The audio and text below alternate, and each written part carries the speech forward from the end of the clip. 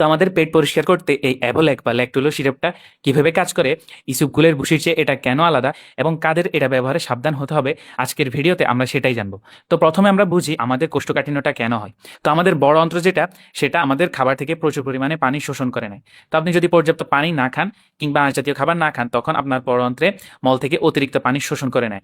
ফলে আপনার মলটা শেষ পর্যন্ত পৌঁছাতে পৌঁছাতে এরকম অনেক শক্ত হয়ে যায় এবং এই মলটা বের হতে অনেক কষ্ট করতে হয়, যার ফলে আপনার কোষ্ঠকাঠিন্য দেখা দেয়। তো এখানে অ্যাভোল্যাক বা ল্যাকটোলি সিরাপটা কাজ করে। তো এই সিরাপটা একটা সিনথেটিক সুগার, যেটা আমাদের ছোট অন্ত্রে হজম না হয়ে সরাসরি আমাদের বড় অন্ত্রে চলে যায়। তো এখানে মূলত এটা একটা অসমোটিক ল্যাক্সেটিভ হিসেবে কাজ করে। তো এর কাজ মূলত দুইটা ধাপে সম্পন্ন হয়। প্রথমত, এটা আমাদের অন্ত্রের মধ্যে প্রচুর পরিমাণে পানি টেনে আনে, ফলে আমাদের শক্তমলটা নরম হয়ে যায়। দ্বিতীয়ত, অন্ত্রের মধ্যে অনেক ব্যাকটেরিয়া থাকে।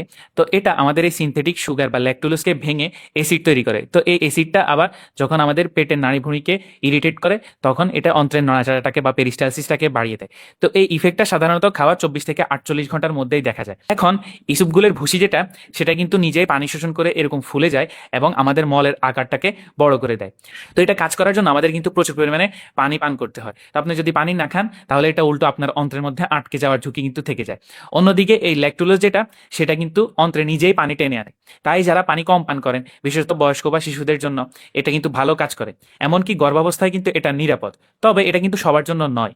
অন্ত্রে যখন ব্যাকটেরিয়াটা ফার্মেন্টেশন করে, তখন আমাদের শুরুতে পেট ফাঁপা বা গ্যাসের সমস্যা হতে পারে।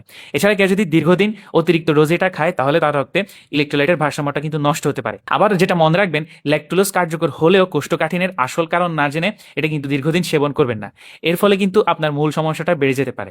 দীর্ঘদিন যদি আপনার কোষ্ঠকাঠিন্য থাকে, তাহলে অবশ্যই ডাক্তার দেখাবেন। বিশেষ করে আপনার মলের সাথে যদি রক্ত থাকে, তাহলে দেরি না করে ইমিডিয়েটলি ডাক্তারের পরামর্শ নেবেন। তো সবাই এ ব্যাপারে সচেতন হবেন, সুস্থ থাকবেন।